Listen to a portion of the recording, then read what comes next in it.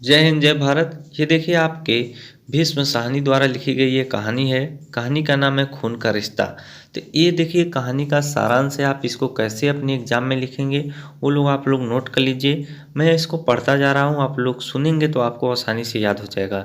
कहानी एक ऐसी चीज़ है जिसे सुनने से आसानी से क्या होता है, याद हो जाता है। तो चलिए इसे आप लोग नोट भी कर लीजिएगा।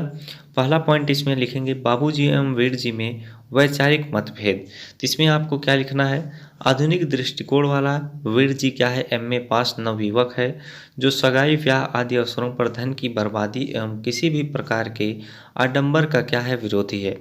जबकि परंपरागत सोच वाले बापूजी आडंबर प्रिय एवं दहेज के क्या हैं, समर्थक हैं।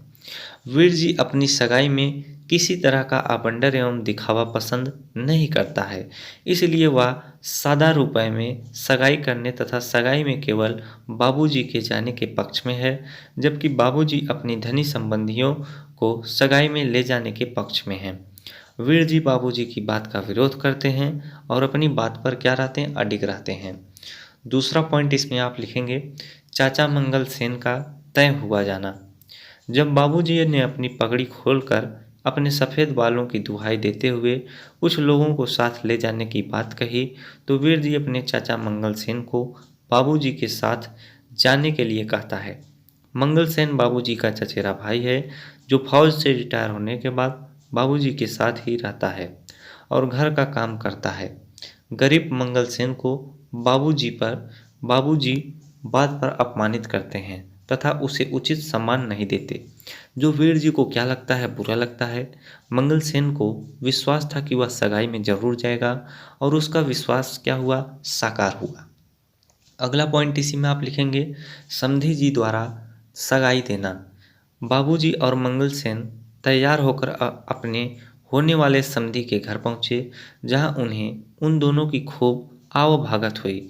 सगाई देने के बाद बादाम से भरे कितने ही थाल समधी जी द्वारा लाए गए, पर बाबूजी ने केवल 100 रुपये लेने की ही बात कही। अंत में समधी जी अंदर से चांदी का एक थाल लाए, जिसमें चांदी की 3 कटोरियाँ एवं चांदी के 3 चम्मच रखे हुए थे। एक कटोरी में केसर, दूसरी में रागला धागा और तीसरी में तो था चांदी का रुपया एवं चवन्नी रखी हुई थी। अगला पॉइंट आप लिखेंगे वापस आने पर 1 चम्मच गायब मिलना। तो अगर आप इस तरह से पॉइंट टू पॉइंट लिखेंगे तो आपको अच्छे खासे नंबर दिए जाएंगे पूरे के पूरे। थाली को अपने कंधों पर रखकर मंगल सेन घर पहुंचा। वीर जी की मां ने रुमाल हटाकर देखा कि चांदी की कटोरियां तो 3 थी, लेकिन चम्मच 2 ही थे। सभी को आश्चर्य हुआ कि तीसरा चम्मच कहाँ गया। अगला पॉइंट इसी में आप लिखेंगे मंगल सेन की तलाशी होना।